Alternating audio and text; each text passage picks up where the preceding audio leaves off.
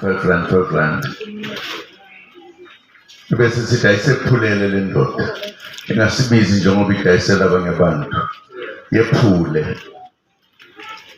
Usho ukuthi ngamagama esinikeza into esicela ukuthi ngoba unolwazi lwayo ukuze sisize la ngoba njengoba le business la uma labo bantu sebeyazi lento izinto zakhe zodayisa mo iyobe sasiza yena ukuthi akhe business eyasemlazi yazi ukuthi umlazi mina engwenza ukuthi wazi iIT yini ethula lapha sengiyakuthuma ukuthi ukhulume nalensizwa ngoba nizeke mina niyalile ngengisanika nawe ngeke nguyeke umfana kithi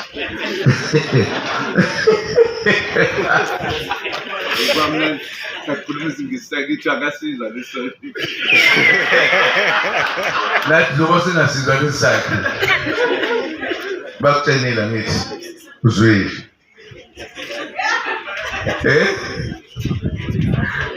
translate, okay. No. All I'm saying is that why you and your friend, you don't encourage people here to have some little money, not a lot, to buy, and make Emlazi as the township of IT people. And I'm saying if you do so, you will actually run a bigger business for the entire Emlazi. And Emlazi will be a known place in South Africa that it created IT people. Why don't we do it? And then you talk to the heads of schools and whatever. Just change the lives of our people.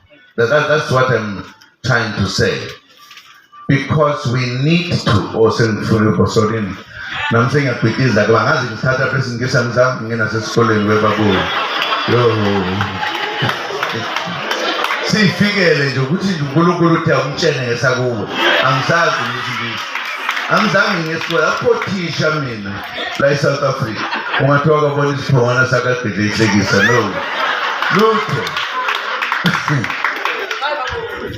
Kodwa ngathi ngeke ngafundi la ifundisa nje angifunde ukuthini kodwa ngeke ungihlele mawuthi nje manje uthi no let us kill this bug angibaleki mase ngikuzwile ngoba ukhuluma isingisi dasibona kulungile bakwethu ngibonga nje ukuthi sibe nabantu abanjengalaba abaqala ukucabanga into ebalulekile imina lento ibaluleke ngendlela esimanga yokuthi ingane sezizokwazi ukwenza lezi zinto ebeyichazwa ilaba okuthiwa ama-experts ngizwile nje olokhuzana ngibone nensizwa leya ikhuluma lapho sikhuluma ngezinto engazishashwane nje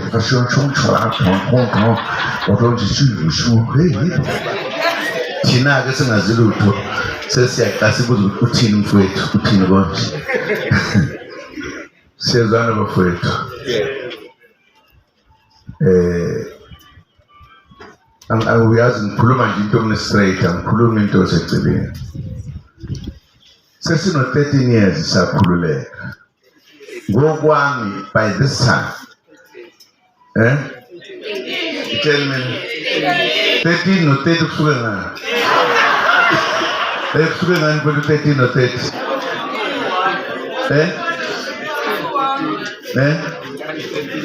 mncane kanjani mawungichazi 13 13 lo mashumi amathathu oh thank you seseneminyaka ewu-13 sorry ewu-30 sakhululeka